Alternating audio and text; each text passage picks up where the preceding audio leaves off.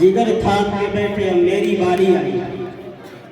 हज़रात सामईन, अब मैं आखिरी तकरीर और आखिरी मुकर्रर की हैसियत से मैं दावत देता हूँ अजीज़म मोहम्मद ईसा बारिशवर घाट बलिया से कि मौसूल तशरीफ़ लाएँ और उर्दू तकरीर पेश करें। अस्सलामु अलैकुम व रहमतुल्लाहि व बरकातुहू।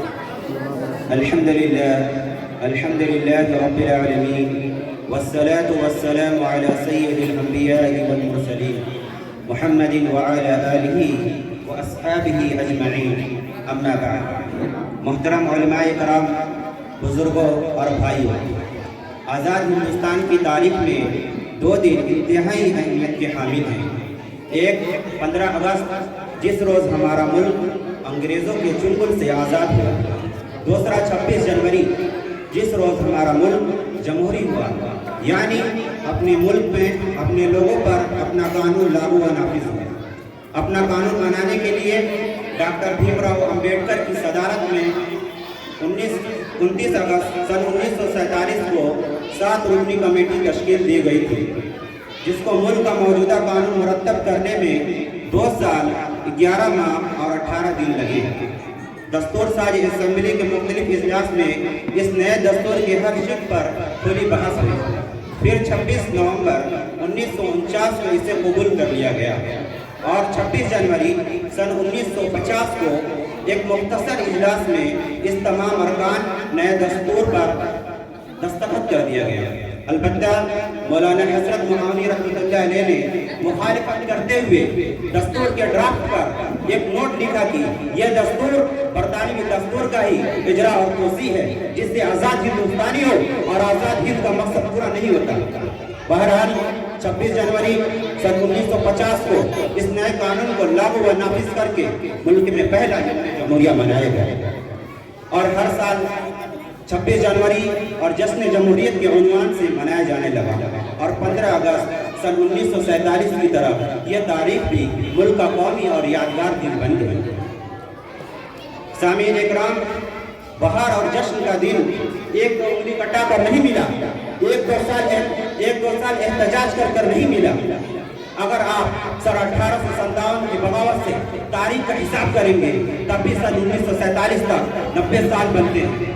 यह सच है कि मौर्य सल्तनत के जवाल से अंग्रेजों को अरूज मिला, मगर अंग्रेजों का पहला जहाज सन 1601 में जहांगीर में ही आ चुका था।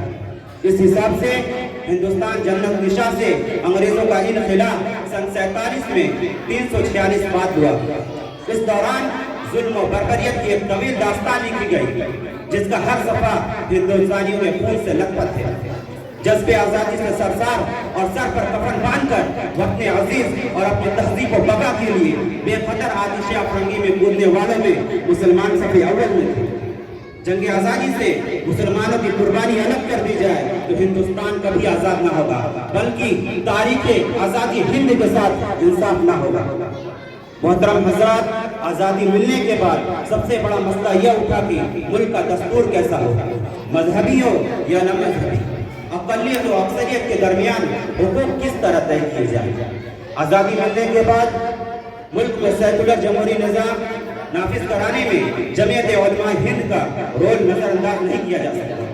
जमीयत उलमा हिंद के नाज़िम अमूमी मौलाना हिफ्ज़ुर रहमान सिवहारवी रहमतुल्लाह अलैह ने बहैसियत रुकन दस्तूर साज असेंबली अक़लियतों को मुराद दिलाने में नुमाया हिस्सा लिया।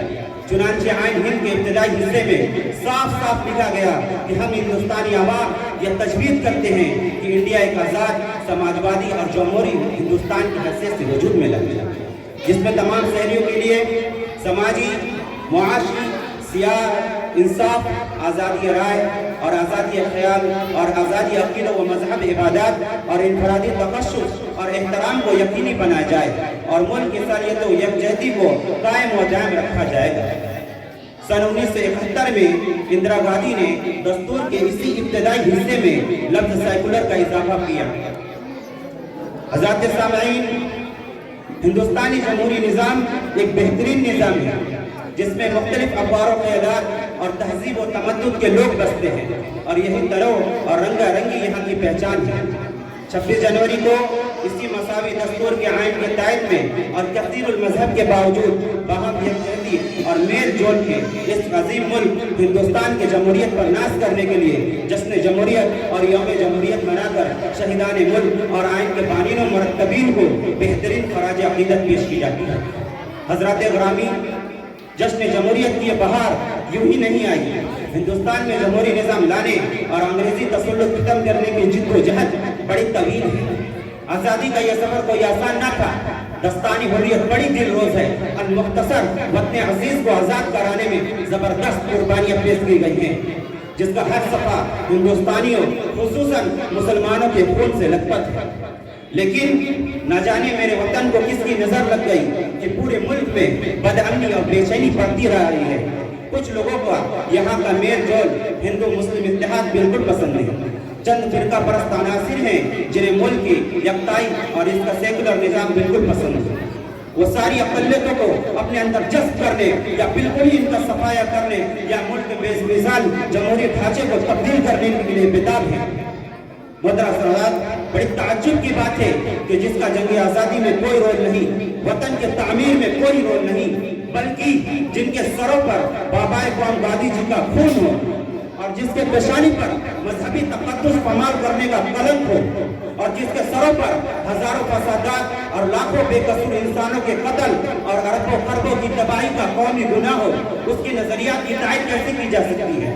اور کیا ایسے لوگوں کے ہاتھ میں ملک کا اقتدار دے کر ملک کے بے مثال جمہوری ڈھانچے کو اور جمہوری نظام کو باقی رکھنے کی توقع کی جا سکتی ہے، جبکہ ملک ایک طرف تجربے سے گزر رہا ہے؟ میرے محترم بھائیوں، ضرورت ہے کہ ہم آئین کے تحفظ اور جمہوری نظام کو باقی رکھیں، نفرت بھرے ماحول کو امن اور بھائی چارگی سے بدلنے کی کوشش کریں، گنگا جمنا تہذیب کو باقی رکھیں۔ میں انہی چند باتوں پر اپنی تقریر کو ختم کر رہا ہوں۔ اس شعر کے ساتھ دلوں میں حب وطن ہے اگر، دلوں میں حب وطن ہے اگر تو ایک رہو، نکھارنا یہ چمن ہے اگر تو ایک رہو۔ وآخر دعوانا ان الحمدللہ رب العالمین۔ السلام علیکم۔